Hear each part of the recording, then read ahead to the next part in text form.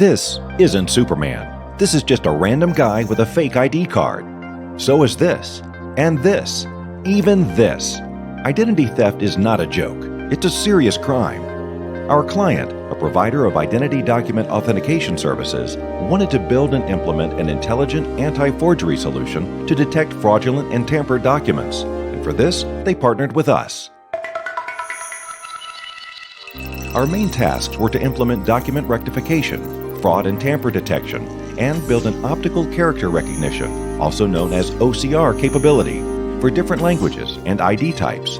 Combining proven and predictable models and computer vision algorithms with state-of-the-art background subtraction models, our document rectification solution correctly aligned each document.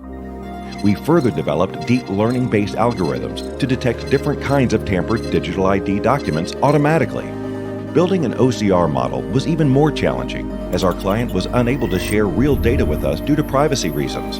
To tackle this, we created a dataset synthetically, consisting of 10 million images that realistically simulated hundreds of fonts, Heloche patterns, lighting conditions, document curvature, blur, and noise. Our solution helped the client to capture a large portion of the U.S. document authentication market, with major banks and mobile phone carriers using their service.